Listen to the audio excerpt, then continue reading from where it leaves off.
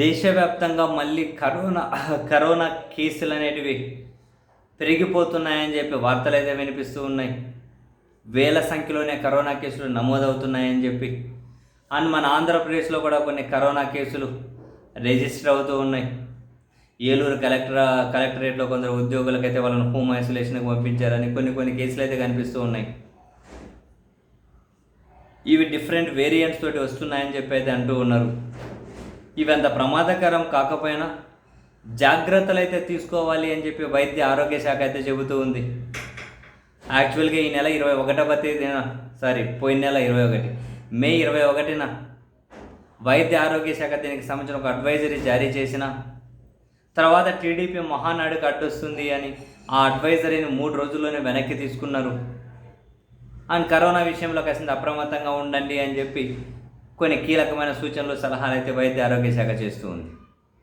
ఈ క్రమంలో రాష్ట్రంలో దేశంలో కరోనా కేసులు పెరుగుతున్నాయి అన్న ఈ వార్తలు రిపోర్ట్ అవుతూ ఉంటే దాని మీద నెట్టింట కొన్ని ఆసక్తికరమైనటువంటి పోస్టులు కనిపిస్తున్నాయి. ఇంట్రెస్టింగ్ అనిపించింది.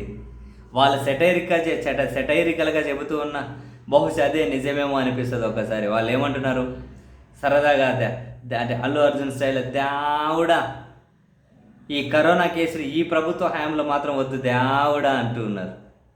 కరోనా లాంటివి ఏమన్నా వచ్చినా ఇప్పుడు మాత్రం వద్దు దేవుడా అంటున్నారు. దానికి వాళ్ళ కారణాలు కూడా రాసుకుంటూ పోతూ ఉన్నారు. విజయవాడ వరదలు వచ్చాయి, దాని నిర్వహణ ఏంటో చూసాం. చివరికి అక్కడ బాధితులకు న్యాయం చేయాల్సిన చోట ఆ వరదల్లో కూడా దోచేసుకున్నారు. కావాల్సిన వాళ్ళకు దోచిపెట్టేశారు ప్రజలను. అయితే అసలు విజయవాడ వరదల గురించి మాట్లాడితే ప్రభుత్వ వైఫల్యం ఒక స్థాయిలో ఉంటుంది. Utter failure. 10వ తరగతి పరీక్షలు, ఈ పరీక్షలు నిర్వహించిన తీరు చూస్తే బాబోయ్ అట్టర్ ఫెయిల్యూర్. ప్రచారం ఏమో బారెడు, పనేమో మూరెడు కాదు, జాన్ ఒక ఏలంతా కూడా ఉండదు. ఒకవేళ ఇంకేం జరిగి ఎన్ని ఘోరాలు జరిగినా వాళ్ళ పత్రికలు టీవీ ఛానల్లో ముసుగులో వాటిని దాచిపెట్టుకుంటూ వెళ్ళిపోతారు. నిజంగానే జగన్మోహన్ రెడ్డి గారి హయాంలో అప్పుడు రాష్ట్రంలో అయినా దేశంలో ప్రపంచంలో అప్పుడు వచ్చిన కరోనా ఉంది కదా 2021లో, ముఖ్యంగా 20లో, అప్పుడు మన ఆంధ్రప్రదేశ్లో కరోనాను డీల్ చేసిన విధానం దేశానికి ఒక ఆదర్శంగా నిలిచింది.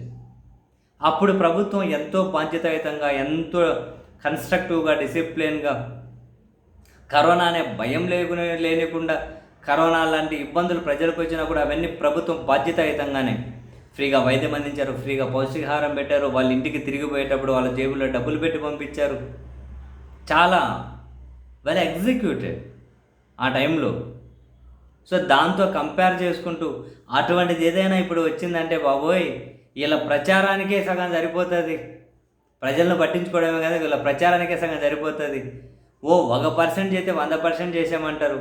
తప్పులను కూడా జరిగిన తప్పులు లోపాలు వీళ్ళు బాధ్యతగా ఫీల్ అవ్వలేరు. కనీసం వాళ్ళ పత్రికలు టీవీ ఛానల్ అవి కనిపించకుండా పోతాయి.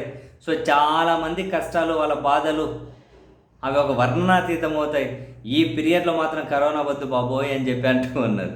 ఈ పీరియడ్లో మాత్రం అటువంటి ఆలోచన వద్దు, కరోనా పో మా రాష్ట్రానికి మాత్రం రాకు అని చెప్పి కొందరు చాలా సెటైరికల్గా పోస్టులు పెడుతూ ఉన్నా కూడా డెఫినెట్లీ అందులో అర్థం పరమార్థం రెండూ ఉన్నాయిలేండి. ఆ పోస్టులు సెటైరికల్గా ఉన్న బొమ్మకు మరోవైపు సీరియస్గా ఆలోచించినా కూడా అదే నిజం అనే విధంగా సంవత్సర కాలంలో జరిగిన చాలా సంఘటనలు, సంవత్సర కాలంలో కళ్ళ ముందు కనిపిస్తున్న చాలా పాలన వైఫల్యాలు డెఫినెట్లీ జనాల్లో ఈ కరోనా భయం ఈ సెటైరికల్గా పోస్టులు పెట్టిస్తుంది అని నిస్సందేహంగానే మనం చెప్పవచ్చులేండి.